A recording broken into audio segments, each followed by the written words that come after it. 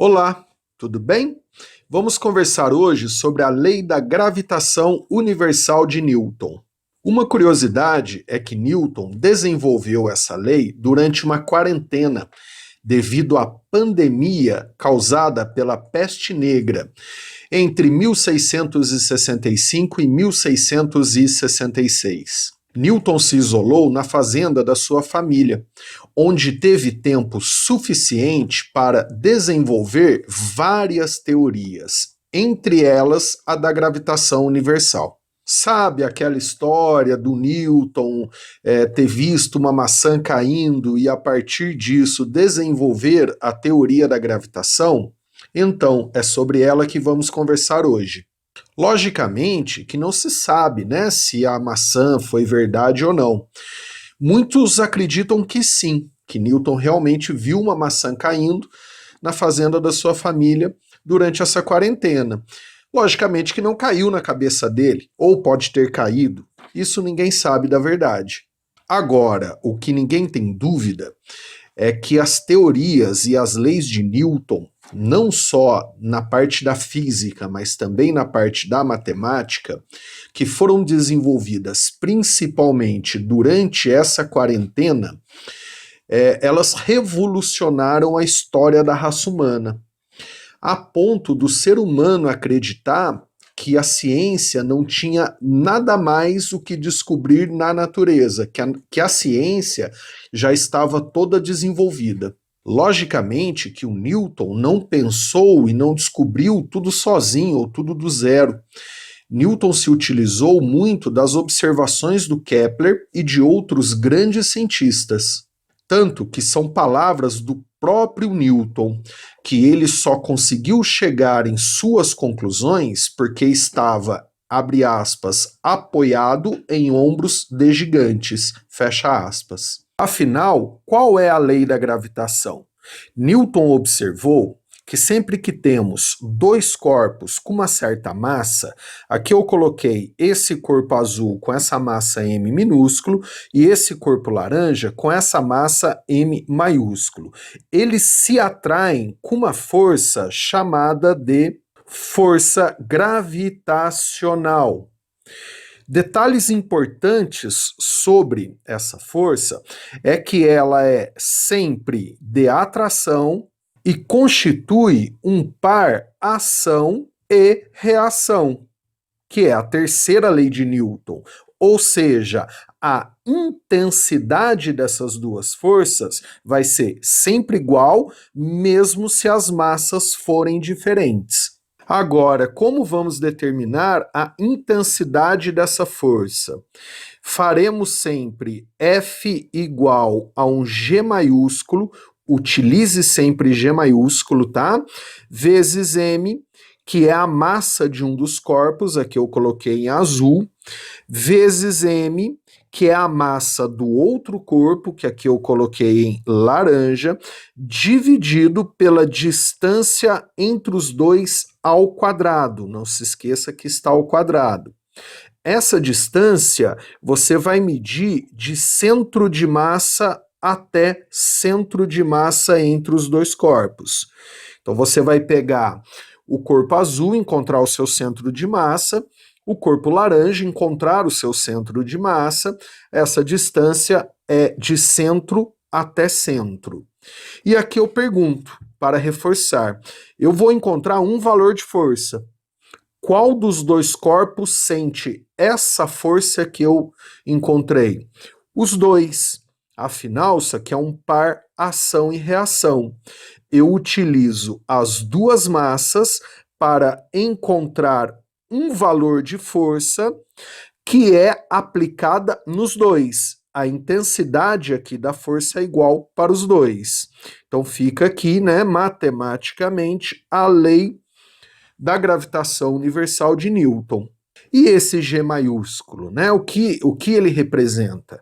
Esse G maiúsculo é uma constante, que é chamado de constante da gravitação universal. E o seu valor é de G igual aproximadamente, tá? A 6,67 vezes 10 a menos 11, com unidades no sistema internacional. Unidades no sistema internacional seria a força que eu estou calculando, ela tem que ser dada em Newton. Aqui, ó, vai ficar a distância ao quadrado, então aqui tem que ficar o metro quadrado para dividir com a distância ao quadrado. E aqui em cima, massa vezes massa, na lei de Newton, ó, fica quilograma ao quadrado. Então, dividido por quilograma ao quadrado. Esse valor eu aconselho você a decorar, tá? Que é a constante da gravitação universal. Utilize sempre um G maiúsculo. Esse valor é o mesmo, tá? Sempre o mesmo, tanto que é uma constante universal. Matematicamente, a lei de Newton da gravitação ela é simples, né? Porque ela não tem exceção. Algumas curiosidades que a gente pode falar agora. Primeiro, essa lei ela não tem demonstração matemática. Eu acho isso particularmente surreal. Ela vem a partir de observações, né? Ela é empírica, a partir de intuição, observação. Então, é uma lei que mostra bem a leitura da natureza. Geralmente, as leis, a partir de observações, sem demonstrações matemáticas, elas têm as suas constantes, né? As constantes servem, inclusive, né, para dar um ajuste na lei, digamos assim, né? Outra curiosidade, se você reparar, ela é muito parecida com a lei de Coulomb, para força elétrica, que também é uma lei empírica, que não tem demonstração matemática, vem a partir de observações. Elas são idênticas matematicamente, se você lembra da lei de Coulomb, para força elétrica. Mas conceitualmente, até hoje, não encontraram relação entre as duas, né? Outra curiosidade sobre essa força é que é ela que mantém os corpos em órbita. Então, se você pegar um planeta em órbita ao redor de uma estrela, ou uma lua, um satélite ao redor de um planeta, é a força gravitacional trocada entre eles que mantém o planeta preso, né, em órbita ao redor da estrela, né, o satélite ao redor de um planeta, por exemplo. E uma última curiosidade, esses dois corpos de massa pode ser dois átomos, duas moléculas, dois seres humanos, inclusive. Então, entre os seres humanos, por exemplo, existe essa força de atração gravitacional, sim. Aí você pode perguntar, mas por que então que a gente não se atrai, né, e forma um grande, né, um monte de gente? São dois motivos. Primeiro, se você calcular para dois seres humanos, basta você imaginar aqui, ó, 100 quilogramas, 100 quilogramas, distância de 1 metro entre as pessoas. E aí, aqui na constante, ó, tem um expoente aqui que é menos 11, ó, é 10 a menos 11. Então você vai ver que a força trocada entre dois seres humanos ela é muito baixa, é 0,000000001 newton, né? E além disso, a gente tem o atrito com o chão. Mas se você imaginar corpos como seres humanos, átomos, moléculas, no vácuo, né, num local sem atrito, essa força vai existir e depois de milhões e milhões e milhões de anos, ela é sim capaz de juntar todos esses átomos e moléculas e seres humanos, por exemplo, e formar uma grande massa, né? Que é um dos processos que acontece na formação de planetas, estrelas, né, e corpos celestes. Legal, né? Um detalhe que eu devo chamar a atenção e reforçar é que nós temos que ter dois corpos, apenas dois, não tem exceção, para criarmos a força de atração gravitacional. Tanto que nós utilizamos aqui, ó, duas massas para calcular o valor de uma força que é igual, né, que atua, tem o mesmo valor nas duas massas que eu utilizei. Então, por isso que chama-se, inclusive, ação e reação, né, que é a força trocada entre os pares. Concluo, se eu tenho apenas um corpo, não teremos a força gravitacional. Não tem como um corpo se autoatrair. Pensa nisso, né? Então, se eu tenho um corpo apenas isolado, a força de atração gravitacional é igual a zero. E se tivermos mais do que dois corpos, nesse exemplo, 3, mas eu posso ter 4, 5, 6, né? Qualquer quantidade. Aí a análise é feita sempre de 2 em 2, par ação e reação. Então aqui eu coloquei corpo 1, massa 1, corpo 2, massa 2, corpo 3, massa 3. Aí eu vou analisar de 2 em 2. Então entre o corpo 1 e o corpo 2, eles se atraem com a força 1, que eu coloquei em azul. E aí a distância 1 aqui, ó, é a distância entre os dois. Então a força 1, ó, vai ficar, né, ó, força 1, Gzão constante, massa 1, vezes massa 2, dividido pela distância 1 ao quadrado. Já entre a massa 2 e 3, eles criam a força que eu chamei aqui de força 2. A distância 2 aqui, ó, é a distância entre eles. Aí, para determinar a intensidade dessa força, ó, a gente vai fazer força 2, G maiúsculo, constante da gravitação, massa 2, massa 3, que são as duas massas que estão criando essa força, dividido pela distância 2 ao quadrado. Presta atenção que toda a distância é ao quadrado, né? Já entre as massas 3 e 1, ó, elas criam entre elas a força aqui que eu chamei de 3, né?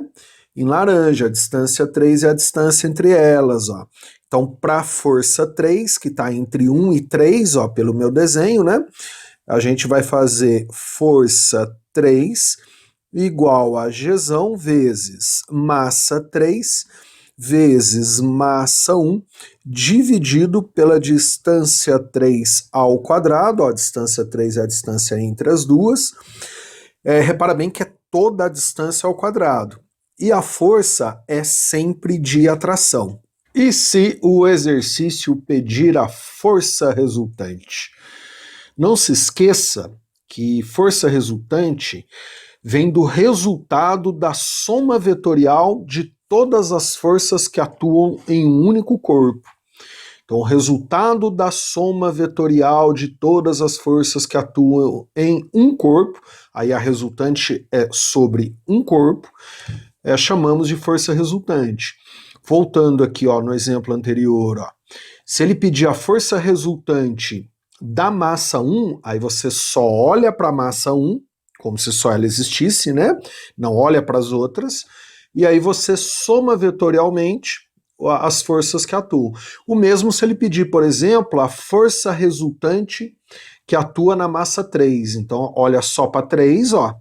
Então, você tem dois vetores atuando na massa 3, soma vetorialmente esses vetores, né? Que o resultado da soma vetorial chamamos de força resultante. Essa soma vetorial é uma operação matemática, não se esqueça. E, para terminarmos, qual a diferença entre força gravitacional e força-peso? Nenhuma, é a mesma força. Na verdade, toda força-peso é uma força gravitacional, mas nem toda força gravitacional pode ser chamada de peso, entendeu? Então vou te explicar isso agora. Quando um dos corpos, apenas um dos corpos, é um planeta, como esse aqui embaixo, ó, esse M aqui é a massa desse planeta, ou um satélite natural, como uma lua, geralmente é usado mais para planeta e para lua, tá? Para planetas e luas, né? E o outro corpo, que eu coloquei aqui em cima, ó, de massa M minúsculo, é um corpo qualquer, aí a força gravitacional trocada entre os dois pode ser chamado de peso do corpo. Então vou repetir, ó, quando você tem um corpo qualquer, uma pessoa, né, qualquer corpo, um carro, e o outro corpo é um planeta ou uma lua, principalmente planeta e lua, é onde é mais usado. A força gravitacional que atua no corpo pode receber o nome de força-peso, se você desejar. Então vamos supor, ó, um exemplo. Eu falo assim, o seu peso, subentende-se, eu quero dizer com isso, que eu estou me referindo à força gravitacional trocada entre você e o planeta Terra. Compreendeu? A mesma coisa se eu estiver na Lua. Então imagina assim, o peso do astronauta na Lua quer dizer que é a força gravitacional trocada entre o astronauta e a Lua. Então sempre que é falado força-peso, quer dizer que é a força gravitacional, não é outra força, obrigatoriamente sendo trocada com um planeta, com uma lua ou com um corpo celeste qualquer. Aqui eu imagino que a gente consiga entender a diferença entre o G maiúsculo e o G minúsculo. Então aqui eu tenho um planeta com massa M maiúsculo, ó, e um corpo qualquer, como uma pessoa, um satélite, né? Com massa M minúsculo, distância D, distância entre os dois. E a força trocada, né, é de centro a centro. Eu consigo calcular essas duas forças de duas formas. Pela lei da gravitação de Newton, né? Então a gente vai fazer F igual a G maiúsculo, onde G é uma constante, que é a constante da gravitação universal, vezes a massa do planeta, vezes a massa do corpo, dividido pela distância de centro a centro ao quadrado. Como essa força, né, que atua no corpo é uma força gravitacional e um dos corpos, né, é um planeta, por exemplo, planeta Terra, Marte, seja o planeta que for, ela também pode ser chamada de peso. E aí a gente já aprendeu, que isso vem lá do início, geralmente, do curso de mecânica, que a gente pode fazer também que P igual a mg. Onde M, ó, repara bem, ó, esse M é a massa do corpo que está próximo do planeta, né? E esse G aqui, ó, é chamado de aceleração da gravidade ou campo gravitacional. Concluo, eu tenho duas formas de calcular a mesma força, caso a força seja a força-peso. Seja pela lei da gravitação de Newton, né, ó, seja pela lei da gravitação de Newton, ou seja pelo campo gravitacional ou aceleração da gravidade criado pelo planeta, né, próximo do qual aquele corpo se encontra.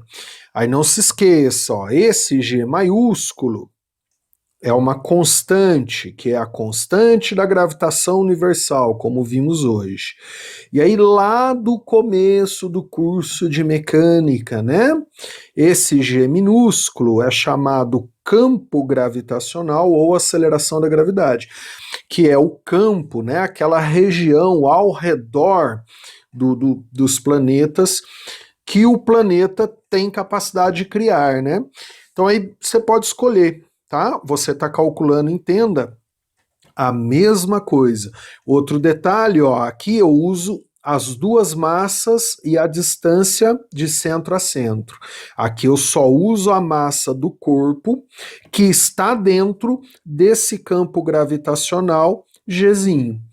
Então por isso que inclusive é importante a gente escrever G maiúsculo e G minúsculo, tá? Para não confundir os dois. Eu vou gravar numa próxima aula a relação entre a lei da gravitação de Newton e as leis de Kepler. Então, se você ainda não assistiu a aula sobre as leis de Kepler, que foi a aula passada, assista.